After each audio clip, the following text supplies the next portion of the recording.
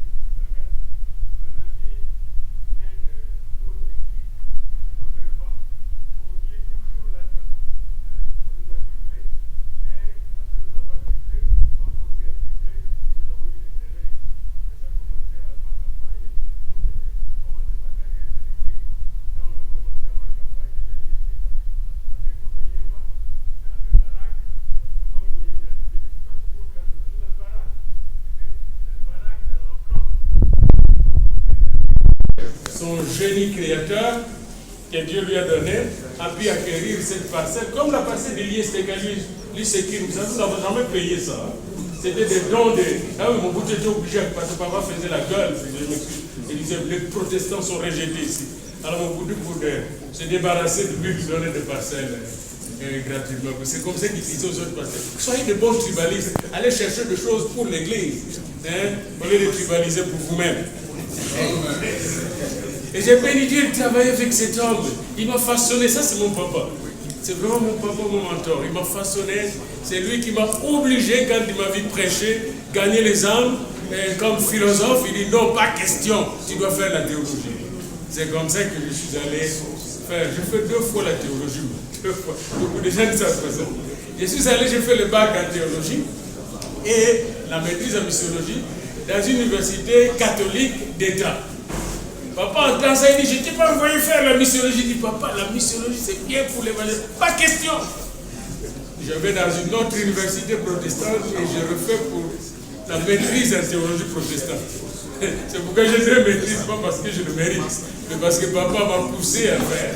Et ça veut dire que j'avais la formation, même anglicane, catholique, en missiologie, en théologie, et la formation protestante, réformée. Et ça donne de l'équilibre.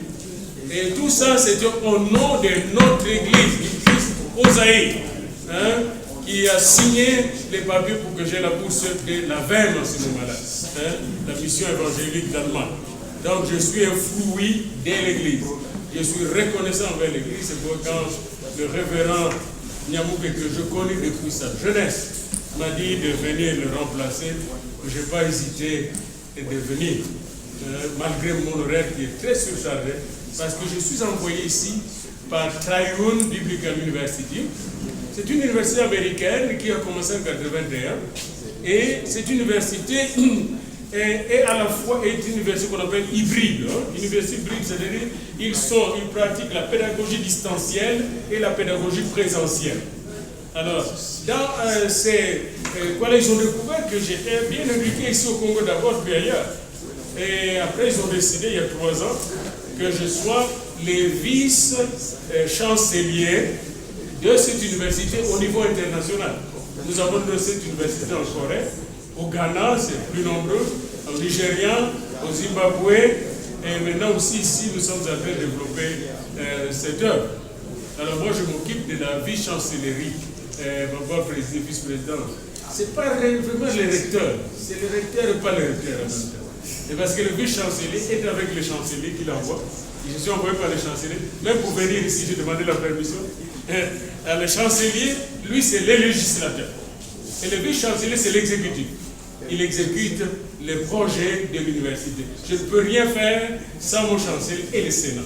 Alors, je suis le premier noir à être dans cette position-là. Mais en même temps, je suis pasteur de paroisse. Je plante des églises. Je suis à ma 3e église que je plante au Canada maintenant. Hier, je constatais que ma 3e église, qui n'a que 40 personnes maintenant, et mon fils est resté avec la grosse église. Et ma 3e église, je constatais qu'elle avait un budget supérieur à notre église de Gilles. Le budget de notre église de Gilles était de 120 000 $. Moi, ma petite église de 40 que j'ai commencé a un budget supérieur. Chaque dimanche, on a au moins 2 000 à 3 000 $ qui entrent. Et leur pasteur, grâce, m'a payé mieux que l'évangéliste national qui gagnait 700 $. Et c'est intéressant et nous en parlerons maintenant. Alors pour aujourd'hui, révérend vice-président, merci de votre invitation. Et c'est révérend secrétaire général. Et j'ai appris qu'il y a un évangéliste national. Est-ce qu'il est celui? Il est là, je suis là. Mon collègue. Moi, quand j'étais là, papa était en train d'hésiter s'il doit me nommer secrétaire général et évangéliste à la fois. Le vice-président était papa Marini à ce moment-là. Donc, comme directeur des départements d'évangélisation vie de l'Église, c'est nous qui avons changé le nom de Devin. C'est des photos dans notre synode ici. Et on travaille toujours avec eux ensemble parce qu'eux étaient dans le laboratoire d'évangélisation au Centre international d'évangélisation. Ils étaient l'ingénieur avec Papa Brown là-bas, que je connais dans le Mayom.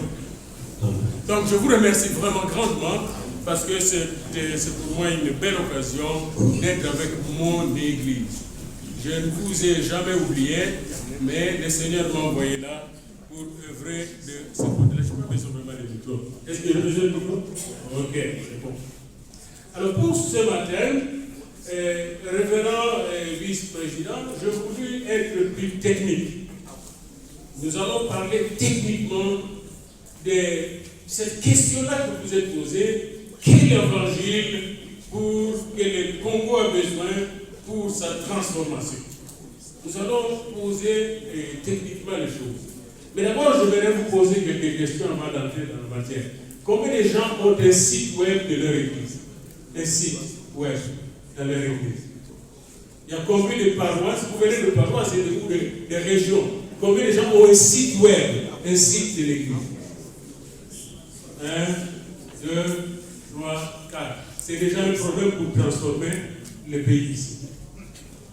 Ça, je vous dis, si j'avais à vous aider avec le quoi là, c'est commencer dès maintenant à construire un site web. C'est impossible de toucher le monde actuel sans un site web. Alors, j'irai plus loin encore. Combien ont un téléphone cellulaire pour son département pour l'église? Tout le monde va soumettre le téléphone cellulaire de l'église. Il y a eu mon côté, à Pessis. Bon, la région. Région Nimeza dans côté. Quelle est la région qui n'en a pas? À tout le monde alors? Ça, c'est encore une question très importante. Vous n'allez pas transformer le Congo si vous n'avez pas de cellulaire. Dernière question technique. Combien ont une tablette? Une tablette. Et la Samsung personnelle, tablette à Moussala. Moi, les tablettes que vous voyez ici à Moussala. Les bureaux de cœur. Alors c'est très important. On ne peut pas, en ce siècle de vitesse dont a parlé le révérend Pérez, opérer sans ces instruments de travail, plus la ligne Internet, comme nous le verrons. Maintenant, après ces questions tout à fait pratiques et terre, j'aimerais ensemble avec vous parler de 3 ou 4 choses. La première chose, on dit, quel évangile? Alors l'évangile, quel évangile que le pays, la RDC a besoin, que nous avons besoin pour la transformation de ce pays-là? Quel évangile? Le besoin de la RDC. Et ensuite, enfin, pour sa transformation. Ok? Voilà les 3 points que nous voulons aborder. Quel évangile? Bien aimé, l'évangile est un concept d'abord. Qu'est-ce qu'un concept? C'est une représentation mentale d'une idée. L'évangile est un concept. Et ce concept a été défini par Jésus lui-même. L'évangile est un concept. Et nous voulons conceptualiser un peu par le concept d'évangile.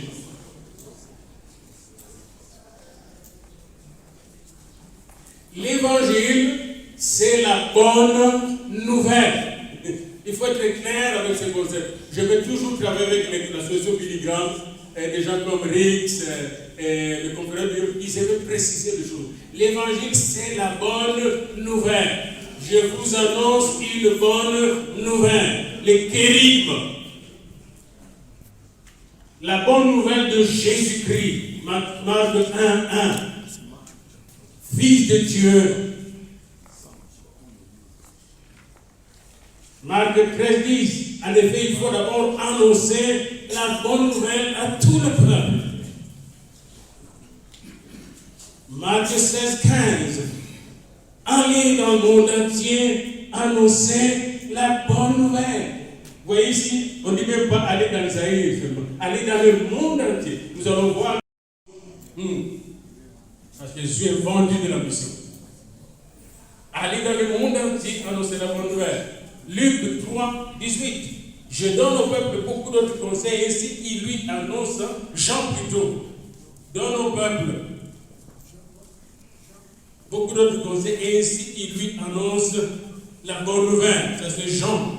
Jean, quand il est venu, il a annoncé la bonne nouvelle de Jésus-Christ. Les anges étaient descendus du ciel, et vous avez ça, une personne, Théophile, qui était un homme politique. Et il voulait que cet homme qui a reçu l'évangile soit transformé. Il a écrit 2 tomes. Il a écrit l'évangile de Luc et Actes. Ce sont les 2 livres dans lesquels je me suis spécialisé en missiologie et en théologie. Je suis Saint-Esprit, Luc et les Actes des Apôtres, on voit clairement comment opère l'évangile. Savez-vous que Luc a passé du temps avec Marie, il a passé du temps avec Jean, avec Pierre, pour apprendre ce qui s'était passé à la naissance de Jésus. Il a fait des recherches. Et Jean, il a conseillé, Jean donne au peuple beaucoup d'autres conseils, et ainsi il lui annonce la bonne nouvelle. Luc 4:44, il annonce la bonne nouvelle dans les maisons des prières de Judée. Luc 4:44, Jésus lui-même. Marc 1:14, un jour Jean est mis en prison, alors Jésus va en Galilée et il annonce la bonne nouvelle. J'ai plein de versets que je peux vous donner jusqu'aux actes. Plein dans les évangiles comme dans les actes. La bonne nouvelle, la bonne nouvelle. Maintenant, il y a un concept qui vient avec la bonne nouvelle que je vais voir avec vous. Je vous ai dit que je serai très technique. Et ici, la technique théologique, exégétique. La bonne nouvelle, on nous annonce, c'est la bonne nouvelle du royaume. Basileia, le royaume de Dieu. Repentez-vous, car le royaume de Dieu est proche. Et c'est là que vient la transformation. Quand le royaume arrive, c'est le royaume de justice, de paix, de bonne gestion, de transparence. Et ça commence par nous. Comme quand je suis ici, mon trésorier, chaque dimanche dans l'église locale, m'envoie des rapports, combien de francs ils ont reçus et combien de gens sont venus à l'église. C'est transparent. Et quand vous allez vous mettre le nom de notre église à l'internet, vous allez voir le gouvernement canadien connaît exactement combien d'argent on fait entre chaque année. La même chose pour notre ville, la ville d'Ottawa. Tout l'argent que nous payons en taxes à la ville est connu et mis sur Internet. Et on sait une partie qui va pour les routes, une partie qui va pour l'électricité, une partie qui va pour les hôpitaux. Tout est connu, transparent. Alors, je vous dis que dans notre ville, 90% sont des athées, mais sont plus honnêtes que les croyants ici. C'est ça le problème. C'est ça le problème. Et c'est très important d'être agressif et de dire non, nous pouvons faire mieux. Parce qu'un athée ne veut pas faire mieux que nous. Est-ce qu'on se comprend? Oui. Alors, le royaume vient avec le roi. Chaque fois qu'il y a un royaume, il y a un roi. Et vous voyez ça. Jésus, quand il va revenir, il ne viendra pas naître dans une étable. Il ne viendra pas mourir sur la croix. C'est fini. Il a vaincu la croix, il a vaincu les démons, il a vaincu la mort, il a vaincu la souffrance. Il viendra dans toute sa gloire avec ses âmes, assis sur le trône. Et c'est l'évangile de ce roi qui revient bientôt que nous sommes appelés à annoncer. Et nous annonçons son royaume. Et son royaume viendra neutraliser le royaume du dragon, de l'antichrist et du faux prophète. Or, ce royaume qui est déjà en nous, tout en n'étant pas encore là, doit nous transformer, évidemment. Le royaume qui nous transforme. L'évangile du royaume nous bouleverse. La thèse de Papa Bokele, de son mémoire de licence à l'Université libre de Belgique était le bouleversement de l'évangile dans notre relation avec le prochain. Aimez-vous les uns les autres. C'était sa thèse. Il était l'apôtre de l'amour comme l'apôtre Jean. C'est pas pour rien qu'il s'appelle Jean. Bien-aimé dans le Seigneur, l'évangile du royaume nous bouleverse. Jésus a été donc envoyé par le Père pour proclamer la bonne nouvelle du royaume de Dieu et son accomplissement. Il est mort à la croix pour établir la bonne nouvelle du royaume de Dieu. Il est ressuscité pour déclarer la victoire du royaume de Dieu.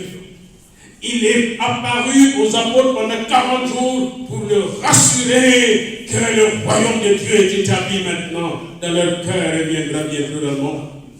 Il les a enfermés pendant 10 jours à Jérusalem jusqu'au jour de Pentecôte pour qu'ils reçoivent l'esprit du royaume afin qu'ils soient capables d'accomplir les œuvres du royaume et de chasser Satan et ses démons de ce monde pour préparer l'avènement de leur Messie.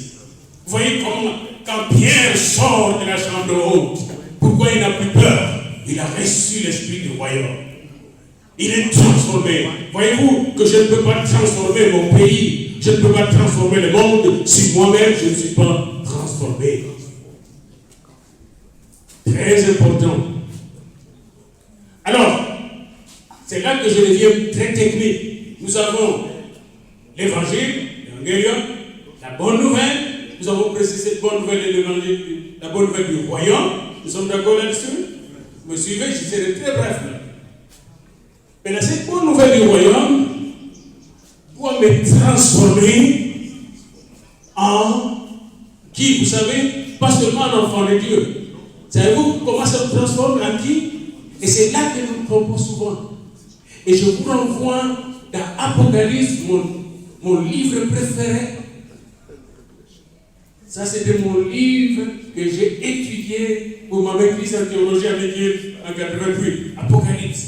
Dans Apocalypse 1, au verset 5b jusqu'à 6, il est dit à celui qui nous aime, bonne nouvelle, qui nous a délivré de nos péchés, bonne nouvelle, par son sang précieux, bonne nouvelle, et qui a fait de nous, bonne nouvelle, un royaume de sacrificateurs pour Dieu son Père. Voyez-vous, papa, je m'excuse, papa. Jésus n'est pas venu pour créer une église avec des ministres et des laïcs. En fait, mis à part, on devait même les supprimer. Jésus, laïque là, c'est pour les ignorants. Ça, c'est catholique. Ça n'a rien à faire avec vous. Yes. Je m'excuse, mais je suis théologien de la réforme. Yes. Jésus fait faire un royaume des sacrificateurs. Dans le royaume de cette pays, il y a des souverains sacrificateurs. Il y a des ministres qui ont été posés dans ce royaume des apôtres, des prophètes du Nouveau Testament, des évangélistes, des docteurs et des pasteurs du Nouveau Testament. Nous sommes tous appelés à devenir sacrificateurs du royaume. Et il n'y a que les sacrificateurs du royaume qui peuvent transformer le royaume de ce monde. Amen. Donc vous voulez transformer ce monde, il faut être un sacrificateur du royaume. Ce que nous avons besoin dans notre église, c'est un sacerdoce royal. Ça, c'est un concept technique, c'est biblique. Les jours que j'entendrai que dans notre communauté, nous sommes membres du sacerdoce royal, et que diacres, diaconesses, anciens de l'église, pasteurs, docteurs, prophètes, évangélistes, enseignants, nous marchons comme des vrais sacrificateurs, avec Jésus comme souverain sacrificateur. Là, le monde des ténèbres va changer.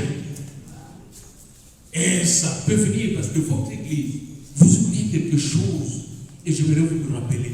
Votre église ou notre église ici, moi-même quand je suis là-bas au Canada, je suis fier de mon église.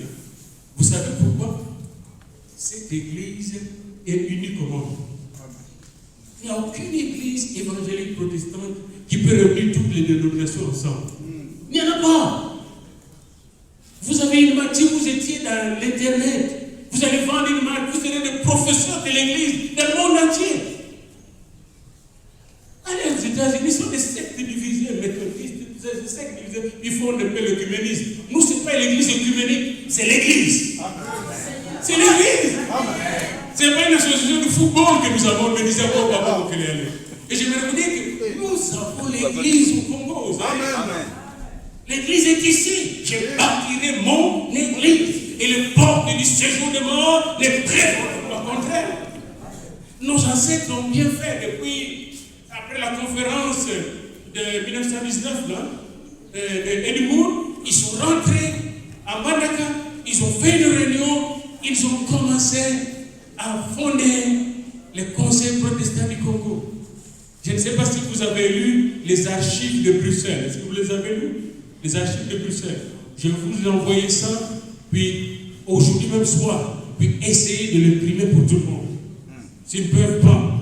Parce que les archives de Bruxelles, c'est notre histoire depuis la conférence d'Edimbourg jusqu'en 1968. On avait une maison à Bruxelles, que les pauvres missionnaires ont vendue sans demander la permission d'ici. On a perdu beaucoup d'argent. On avait un hôtel et une maison à Bruxelles. Moi, je ne dors plus là-bas. Ils ont vendu sans vous demander la permission. Et tout le monde ignorait ici. Et c'est là que je vais vous donner aussi quelques trucs. Nous devons être dans le monde. Alors, nous sommes changés par l'évangile, parce que c'est l'évangile du royaume. Le royaume de Dieu est descendu vers nous par le roi des rois. Voyez-vous, Pierre, Paul, tout ça, Polonais avant de rencontrer Jésus. C'était des Polonais. C'était des Polonais, des misérables. Paul ne savait même pas qui était Dieu. Il pensait que son Dieu juif, c'était le véritable Dieu, le judaïsme. Polonais et judaïsme. Quand Jésus l'a rencontré sur le chemin de Damas, éclairé, comme la fière Jésus. L'évangile du royaume change. Transforme. La même chose, Pierre. Pierre, il a renié le Seigneur. Y a-t-il quelqu'un ici qui a déjà renié son Seigneur? Pierre a commis un péché plus grave que tu n'as jamais commis. Judas, il a appuyé ma question. Qu'est-ce qu'il y a un colombo? Grave, toi, on a pas fois. Alors, maintenant, Pierre, au matin de la rencontre en Galilée, je vais être à la place de ce spot-là en Galilée. Quand vous allez à notre province, vous allez à ce spot où ils ont mangé ensemble le poisson avec Jésus. Allez-y, bango de voir, allez-y, bango en mission, allez-y, bango bien. Même tu peux le bénir. Même tu peux les aider. Il est en train de le changer. L'évangile du royaume me change, me transforme. Et je suis transformé pour transformer le monde. Vous comprenez? Et ça, c'est un concept très important. Je suis transformé pour transformer le monde. Maintenant, il y a plusieurs paradigmes pour communiquer cet évangile qui transforme le monde et qui m'a transformé. Il y a plusieurs paradigmes dans la Bible. Même dans le Nouveau Testament, l'Ancien Testament, les paradigmes que Moïse a utilisés. Moïse a utilisé le paradigme avec le diplôme, un paradigme de puissance. J'appelle ça le paradigme mosaïque. Puis il y a le paradigme de Josué, le paradigme de la guerre. Puis il y a le paradigme de différents juges. Et le paradigme de Déborah, c'était le paradigme prophétique. Quand vous arrivez dans le Nouveau Testament, vous allez voir, il y a le paradigme de comment évangéliser les Juifs. L'évangélisation du monde juif. Vous allez voir quel est ce paradigme, c'est comparer la loi à la foi. Puis le paradigme pour toucher les Grecs, parce qu'il y avait les Grecs. Il y a le paradigme pour toucher les Grecs. Et c'est Paul qui comprenait ce paradigme. Il connaissait la philosophie grecque, il savait la démonter pour la remplacer par Jésus-Christ crucifié et ressuscité. Et qui donne la vie en abondance. Il y a le paradigme de Romains le paradigme pour évangéliser les Grecs. Mais aussi, il y avait le paradigme pour évangéliser les autres nations. Et moi, je vais vous donner quelques paradigmes aujourd'hui, mais avec Jésus. Le premier paradigme que je trouve dans l'évangile de Jean, c'est le paradigme de la parole de Dieu faite chair, de l'incarnation. L'incarnation. Il s'est incarné pour se révéler à nous. Nous devons aller vers ces gens-là pour nous incarner dans leur situation. Si vous voulez évangéliser les militaires, il vous faut former des bons aumôniers militaires qui vont s'incarner dans l'armée pour toucher les militaires. Vous voulez évangéliser l'année, former des bons aumôniers de l'année qui vont être acceptés par l'année comme aumôniers. Vous voulez évangéliser les députés, former des bons députés comme aumôniers. Il est député et aumônier, formé par vous. Et lui, son objectif sera d'amener cet évangile par l'incarnation, le concept de l'incarnation. La même chose, nous autres, nous devons évangéliser ou réévangéliser par des professeurs qui sont arrivés dans nos campus et qui étaient des nouveaux, remplis du Saint-Esprit. Donc, le premier paradigme, c'est l'incarnation. Jean 1, la parole est devenue chair. Et le même qui a dit la parole, qui est devenu chair, nous a dit, puisque le Père m'a envoyé, moi aussi je vous envoie. Le paradigme de l'incarnation. Je pouvais rester chez moi. Si je n'étais pas venu, envoyé par l'université ici, le révérend Yamouké ne me verra pas, et il ne pourra pas m'inviter à l'incarnation. Et l'incarnation. Deuxième paradigme que je retrouve toujours dans Jean pour transformer le monde, c'est ce que j'appelle le paradigme de l'intégration. C'est intéressant. Daniel s'est intégré. Mais regardez Jésus qui s'intègre dans une fête avec sa mère. Jean 2. Il s'intègre dans une fête. Et quand il s'intègre dans une fête, il est là pour l'évangile du royaume. Oh, au milieu de la fête, il n'y a plus de vin. Il n'y a plus de vin. Les mariés ne savent même pas. Il n'y a plus de vin. Le chef de la fête ne sait même pas. Mais Marie entend les rapports des servantes et des serviteurs qui veulent lui dire qu'il n'y a plus de vin. Mon âge n'est pas encore arrivé. Voyez-vous la réponse de Jésus montant qu'y a-t-il entre toi et moi? Mais Marie, femme de foi, connaissait bien que Jésus, comme Dieu, va accepter. Allez, moi, je n'ai pas pour l'honnêteté. Faites ce qu'il vous dira. Dans ce paradigme, nous apprenons aux gens à faire ce que Dieu leur dit de faire. Ce paradigme est très efficace parce que quand vous êtes avec les gens, vous intégrez dans leur famille et nous le faisons souvent dans l'évangélisation de maison en maison. Je peux vous donner un exemple. Il y avait quelqu'un dans cette ville qui vivait avec au moins 12 enfants ou 13, des 3-4 mamans. Puis il y avait des désordres que je ne pourrais pas dire ici à cause de la confidentialité. Ça, nous sommes en 81. J'ai 28 ans en ce moment-là. Maintenant, j'ai 67. Que cet homme qui était haut magistrat vivait dans ces désordres, il nous appelle. Et l'ISTK où on était avec frère Poutou, et que vous connaissez bien, frère Kamanda, le défunt Kamanda. Il nous appelle chez lui. On arrive, on voit tous ces désordres. On commence pas par les juger. On se met à prier. On se met à prier, on se met à pleurer avec lui. Les enfants sont venus avec des fétiches et beaucoup d'autres choses. Puis nous avons fait à peu près une nuit. Après nous sommes rentrés là, puis toute la maison était changée, transformée. Et nous sommes été, on est devenus une même famille, jusqu'on a vu les enfants devenir des magistrats, des médecins, et puis on a cheminé avec la famille. On s'est intégré, on est devenu une même famille. Lui-même plus tard va me sauver, quelqu'un m'avait volé 30 000 $.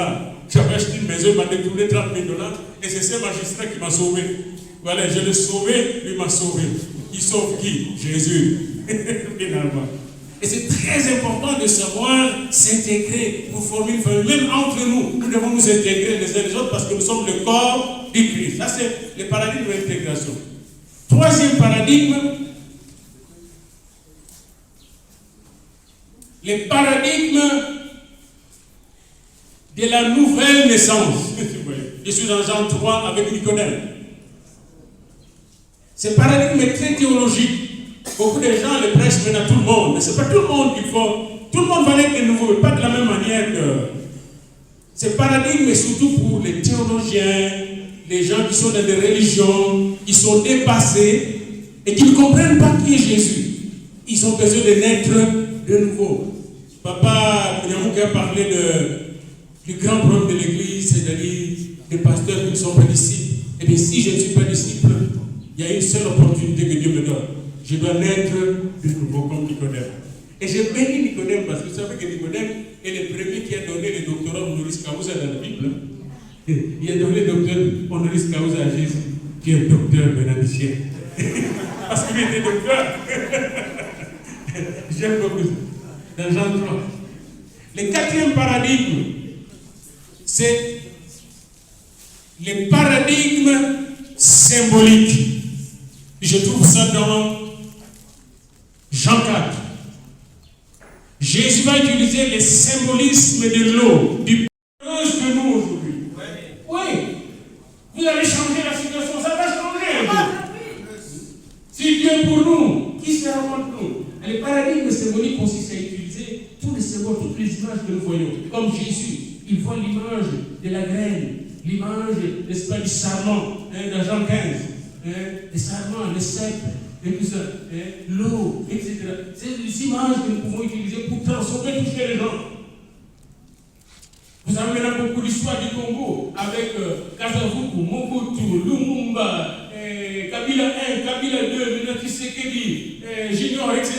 Ce sont tous des paradigmes que vous donne pour le langage d'évangélisation, pour l'envie bien, Biloko, il y a personne à voir, parce que dans la rue, là, à Limité, ça vous prend des saumoniers là-bas. Si vous ne faites pas le travail là-bas, eh bien vous allez perdre beaucoup de choses. Limité a besoin d'évangélisation. Limité là, quand on le regarde, ces gens-là ont besoin d'évangélisation. Amen. Et c'est pourquoi j'ai dit au pasteur, vous n'avez pas besoin de faire la politique. Parce que vous êtes plus grand que les politiciens. C'est vous qui devez emmener le politicien à vous autres. En tout cas, c'est mon avis. J'étais à la conférence nationale au début, papa m'avait envoyé. Après 2 jours, je lui ai dit, je sors de la conférence. Je ne suis pas né de nouveau pour ça. Je ne suis pas né de nouveau pour ça. Je ne me sentais pas à l'aise. Les gens s'étaient battus pour le cordier. J'en ai pas besoin. J'ai besoin de Jésus. Les paradigmes symboliques. Un autre paradigme que je vais vous donner, et je vais sortir rapidement. J'appelle ça le paradigme pneumatique. Je dirais même que c'est le paradigme pneumatique. C'est la méthode du Saint-Esprit lui-même.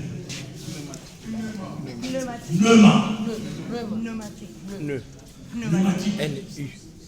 C'est-à-dire quand Jésus était ici, il a dit, hey, attention, vous allez recevoir le Saint-Esprit.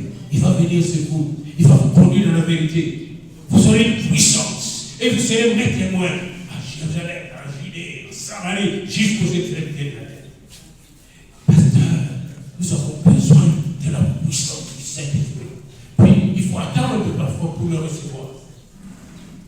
Et quand il vient sur nous, nous avons alors toutes les méthodes qu'il nous donne. Les paradigmes pneumatiques. Ça, c'était le paradigme Tu peux pratiquer les paradigmes symboliques, les cadres, etc. Mais tu ne seras jamais efficace si tu n'as pas reçu le Saint-Esprit. Parce que c'est l'évangéliste par excellence. C'est lui qui convainc du péché, de la justice et du jugement. C'est lui qui nous conduit dans la vérité. C'est lui qui nous encourage. Même encore ce matin, je priais avant de venir vous parler. Quand le Seigneur dit go, il faut aller. C'est le Saint-Esprit qui m'encourage. Quand je suis découragé, quand je suis abattu, quand je n'ai pas de moyens, le Saint-Esprit pourvoit mes besoins. Selon sa richesse, avec gloire en Jésus-Christ.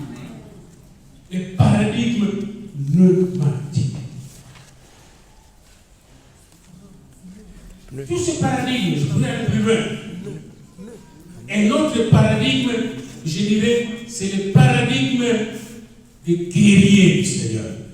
Un autre paradigme des guerriers du Seigneur. C'est-à-dire, Jésus est venu former une armée. Savez-vous? C'est pourquoi vous ne pouvez pas vous battre les uns les autres. Vous critiquez les uns les autres. Allez trouver ce paradigme déjà dans Jean 17. Dans Jean 17, 19 à 23. Jésus prie pour que nous soyons un, afin que le monde croit. Pourquoi nous devons être un? Parce que dans l'armée, si vous êtes divisé, vous allez perdre la guerre. Une armée divisée ne peut pas gagner. Et Dieu nous a donné une armée au cœur d'Afrique, une armée qui s'appelle l'Église du Christ au Congo. Quand j'étais parti évangéliser à Butembo, en 96, j'annonce que je suis arrivé à telle date. Puis Nami Nande, comme ça, courageux et commerçant, qui était ici à Léo, et qui allait là pour préparer la campagne, mobiliser la ville. On arrive dans la ville, moi et Dr. Ben. Quand on arrive dans la ville, 250 camions nous attendaient à l'aéroport, sans compter les vélos et les motos, sans que nous ayons bougé le budget d'ici. Tout l'argent était encore dans mon sac et c'est revenu ici. Les Nandais ont tout payé. Je me rappelle encore, nous étions dans l'avion, on a petit porteur, parce que l'armée était là en bas. Je vous donne le paradigme de l'armée. L'armée était là en bas. Il y avait une autorité. L'éditeur de mon boutique était dans l'avion. Il nous a dit, pasteur, c'est pour vous autres. Il a reculé. Il n'est pas sorti avant nous. Nous sommes sortis avant nous. L'évangile qui fait peur. Amen. Il a reculé pour nous envoyer des DSP en béret rouge pour nous surveiller. Veillez sur nous quand nous sortons de nos maisons, de nos chambres. Il nous a dit, oh, pasteur. Ça, c'est l'évangile qui transforme. Mais parce que l'armée de Butembo nous a fait valoriser Jésus. À Butembo, il y avait une armée unie. Puis ils ont même fabriqué une radio locale pour que quand je prêche, ça passe. Et je me rappelle de quelque chose qui est arrivé à Butembo. Le premier jour où je prêchais, j'ai perdu la voix à la fin. Je suis devenu affreux. La voix est partie. Mais l'armée priait. L'armée priait ici et là-bas. La voix est partie. Nous sommes allés dormir. Le pasteur Ben me dit, papa, ça ne fait rien. Si tu n'as pas de voix demain, je prêche. J'ai dit, ok. C'est bon. Je n'ai pas même fait l'appel des décisions. J'ai donné à quelqu'un d'aller faire l'appel. Mon interprète. Je rentre à la maison, je m'agenouille. Et je dis à l'armée, priez. Je prie. Je ne peux pas combien d'heures. Je n'avais même pas de foi. C'est là qu'on a besoin de langue parfois. Je parle ici, mon cher. Comme il en a une lobby au austère, là, vous voyez le feu de Satan qui attaque. Bien aimé dans le Seigneur. Et là, dans l'amour qu'il assistait, la voix était là. La lobby n'a pas le bâti. Avant même, il devait la mettre sa vie. Le jour où il y a quelqu'un qui les a. Le Seigneur m'a dit, tu t'étais, tu t'étais. Tu ne parles pas.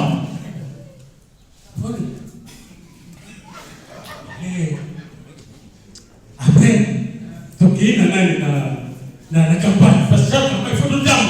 Là, le camion, beaucoup de gens, là, le camion, là, la moto. La marche pour Jésus.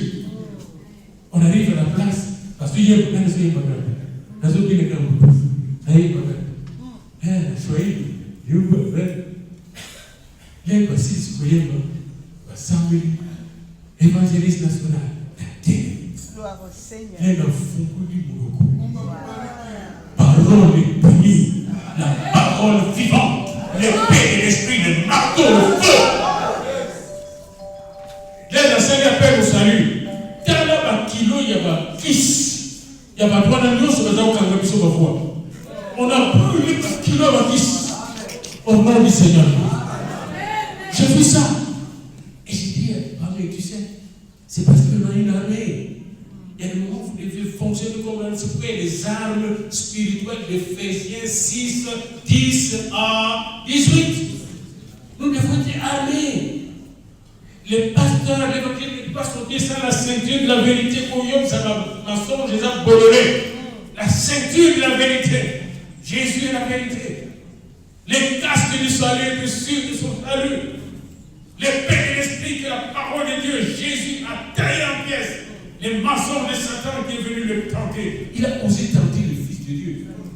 Yosana ne doit tenter. Il doit voir les ailes que donne l'évangile des mêmes chaussures. Le bouclier de la foi pour éteindre les traits enflammés de l'ennemi. Puis nous voyons l'équipement. Et imaginons pour ceux qui nous ont équipés.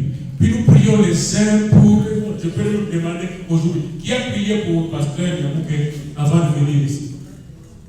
Oui. Ça c'est un test. Nous avons coupé sa réponse. Qui a prié pour moi? La prière, c'est comme ça que vous m'avez camion. Vous avez ma camion, c'est le cimetière. Surtout à la Mandela. Au moins, on n'a pas point de mais ce que j'ai l'intercesseur, il voit tout derrière vous. La prière. Ça, c'est un paradigme très important. Les paradigmes de combat, les paradigmes de combat dans la prière, les paradigmes de combat dans la proclamation seule. Vous proclamez la parole de Dieu. Je proclame la parole de Dieu. Je proclame cette église va grandir. Cette église va prospérer.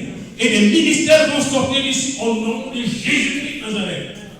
C'est une forme de prière différente. Mais il faut voir que, qu'est-ce que c'est que les Dieu a sauvé. Il donne des ordres. Je me rappelle encore d'un prédicateur européen qui chassait Satan de son portefeuille. Il m'a un portefeuille, il m'a un portefeuille, il m'a un portefeuille, Satan, il m'a dit, on a besoin d'argent. Même pour notre université, pour être logé là où je suis, ça prend beaucoup d'argent. Pas d'argent au salaire. Mais l'argent n'est pas mon chef. C'est mon serviteur. Et c'est très important que vous puissiez savoir bien gérer l'argent que Dieu nous donne. Gérer les temps, gérer l'argent et gérer aussi votre vie, votre ministère. Pour terminer, tous ces paradigmes, vous pouvez les avoir. Mais comment vous allez le communiquer, utiliser la communication? Par quel moyen? Ça, c'est mon point le plus important. Tous ces paradigmes étaient pour attirer votre attention sur le point qui vient. Soyez attentifs. Les Paul, les Pierre avaient les routes romaines, ils avaient aussi les Grecs. Les Grecs ont permis de communiquer l'évangile dans tout l'Empire romain jusqu'en Europe. Plus tard, ça sera les Latins. Et n'oubliez pas, quand les Latins est arrivé et qu'on utilisait le latin, il y avait des gens qui ne pouvaient pas lire en latin, ça bloquait la communication de l'évangile. Puis est venu le premier protestant, le groupe des premiers protestants avec Luther, Zwingli et les autres. Et là, vous avez l'imprimerie inventée par Gutenberg. L'imprimerie a permis la diffusion. Le premier livre qui était diffusé par l'imprimerie, c'était la Bible. Ok? Où est-ce que je peux en venir? Aujourd'hui, nous sommes dans la civilisation qu'on appelle la civilisation digitale ou numérique. Tous vos petits enfants là qui sont des cœurs de sectes là, qui sont même des catholiques, qui au lieu de s'appeler M. l'abbé ou Monseigneur s'appelle Bernard Pasteur, ils sont populaires. Ils vont chercher l'argent même chez nous dans la diaspora. Ils sont ici à Liberté, ils sont partout. Mais grâce au digital, ils vont. Et vous avez des chrétiens de vos communautés qui sont chez vous, mais vous n'êtes pas en contact avec. Parce que vous êtes coupés de la communication. Et l'évangéliste qui se coupe, quand comme au temps de l'imprimerie. Et l'évangéliste dit, coupez de l'imprimerie. Comment vous pouvez communiquer? Savez-vous que même les Telex, Telex, vous disiez, quand les personnes sont allées dans le Congo, ils sont qui va baptiste, ici. Vous avez besoin de l'Internet. L'Église doit être digitalisée, notre sang. Le royaume de Dieu doit être digitalisé. Le message que vous avez est très important, mais s'il n'est pas diffusé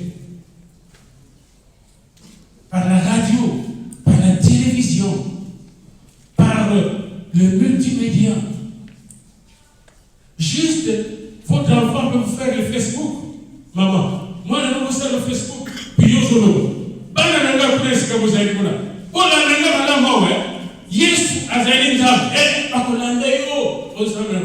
à Brazzaville, ils ont maintenant ça. Beaucoup de jeunes dans leurs églises, la CSR, pratiquent l'église digitale. Et ils atteignent la diaspora les gens, et les gens de la diaspora vont se foutre dans ma cabo, et ils ont y et pas l'église. Comment vous allez nous atteindre? On peut te faire ça comme dit, mais mon frère ne peut pas. Ça serait impossible si vous n'êtes pas digitalisé. Pas le téléphone, mais Messenger. Donc, voilà, Messenger. Pasteur, si vous avez la Messenger, papa pasteur, secrétaire général, si vous avez la Messenger, les lots, il faut faire la Messenger. WhatsApp, Instagram, et c'est un langage universel. Vous ne pouvez pas atteindre les gens dans le monde. Le royaume de Dieu ne sera pas connu si nous ne la diffusons pas par tous les moyens qui sont à notre disposition. Je vous donne un exemple. Il y avait quelqu'un qui devait se suicider chez nous, dans notre ville. Il a pris la décision de se suicider. Et là, il a arrangé tout le pilule qu'il allait boire pour mourir. Et puis, là, il a décidé, avant de boire le pilule, je vais tuer d'abord ma femme et mes 2 enfants. Comme ça, tous nous allons mourir. Pendant qu'il faisait ça, il commet l'erreur d'ouvrir mon Facebook. Et pendant mon Facebook, j'ai dit, venez de moi, vous tous êtes fatigués, chargés. Et moi, je vous donne des repos. Toi, tu veux te suicider. J'ai dit comme ça. Eh bien, arrête. Parce que nous, il y a un bon pourcentage de gens qui se suicident. À ce moment-là, on a un bon, à ça, problème mental, problème neurologique. Quand il a écouté ça, il m'a téléphoné au Messenger. Pas au téléphone, au Messenger.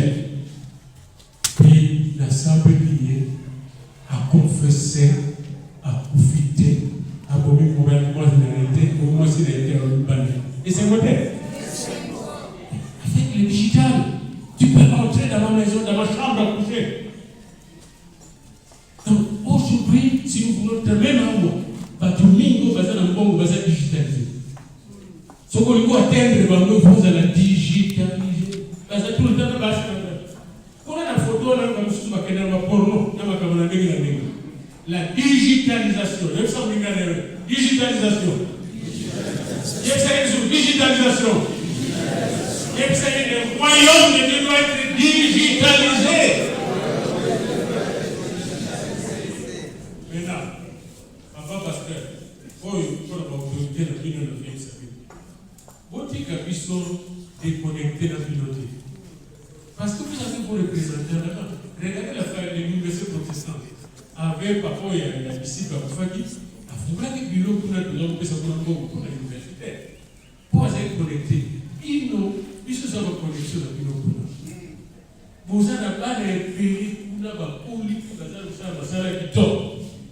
Mais ceux qui viennent vous connecter dans la communauté, dans la communauté, moi, je vous envoie et ça dit. Donc la digitalisation veut aussi dire la connexion et l'interconnexion. Et puis, que Jésus a qui interconnecté. N'a pas pété, n'a pas Jean, pour la chambre haute. Puis quand nous sommes pétés dans la prison, a interconnecté dans la ange. Mais en même temps, partout, dans Marie, vous semblez interconnecté. Interconnexion dans la banque, et Pierre dans la prison, à porte, il y a mis les enfants. C'est paradigmatique, bien aimé, c'est le modèle. Sauf que nous semblons la bonne vie, nous semblons la bonne vie. On ne pas la vie, on n'a pas bonne vie. On va dans la France, dans l'Allemagne, Espagne, Hollande, maintenant vous avez l'église, le nom de Christ au Congo, il faut vous reconnaître encore. C'est votre église. Les pasteurs qui est là, d'ailleurs, il fait ses études doctorales dans Mission. Les pasteurs John, il est bien madame. Et sa église, dans le temps passé à Congo, il a pas choisi différents pays pour fêter pour eux. Là, là-bas, c'est pas qu'il est pour eux. Vous en avez pas. Non, vous ne devez pas rester une église nationale cloîtrée. Vous êtes une église internationale. Oui. Et une chose que je vous recommande comme pasteur de la Sécurité générale, c'est de convoquer des assises de la mission et de l'évangélisation avec toutes les églises qui ont missionné au Congo. Au convoquer par mon âme. Baya, par les États-Unis, la Suède, Oya. Donc, ça, la vision ici. Donc, ça, la picture ici. Il faut qu'on tienne la main pour nous gagner libre. Pour que ça soit ma tablette. Pour que ça soit le ça. Tout ça, les longues. Parce que dans le Seigneur, l'église d'Occident qui est en train de mourir d'ailleurs, elle ne peut pas survivre s'il n'est pas connecté avec l'église du Sud. Les Ghanéens sont en train de le faire. Les gens du Nigeria sont en train de le faire. Mais vous qui avez la plus grande église unie protestante, qu'est-ce que vous attendez pour le faire? Et c'est un conseil qu'on a ironie. Dieu seul connaît mon cœur. Digitaliser veut dire aussi interconnecter. Soyez interconnectés avec les diasporas, mais interconnectés avec les missions. La missionnaire d'ailleurs, il y a Baptiste ici. Sauf que il y a Bakouya. La missionnaire méthodiste, oh, il y a secrétaire général pour nous. Il y a Papaye, Bakouya. La missionnaire de la Alliance, Bakouya. La missionnaire, il y a presbytérien, Bakouya. Imaginez-vous poser la chambre pour Koutani. Toutes les dénominations protestantes, là où il y a les colons, ils sont là, la vie dans votre semaine, match vous allez au bout. Si, tout ça, tout ça. Ma caméra, mille euros sur la main. La félicité, puis pour la congrès, puis papa avec Singa, mon thème, la gueule, plus de l'essai. Na otika kionga pona ukipekuna na mfumba university pour préparer encore dans les listes c'est notre Dieu qui nous a encore dit aujourd'hui que Jésus nous aime, nous a délivré nos péchés par son sang et a fait de nous un royaume des sacrificateurs pour Dieu son Père. Nous t'offrons nos louanges, nos excellences, nos langues bénies éternelles. Pour tout ce qui est en paix dispensé. Tu m'as entendu, Seigneur.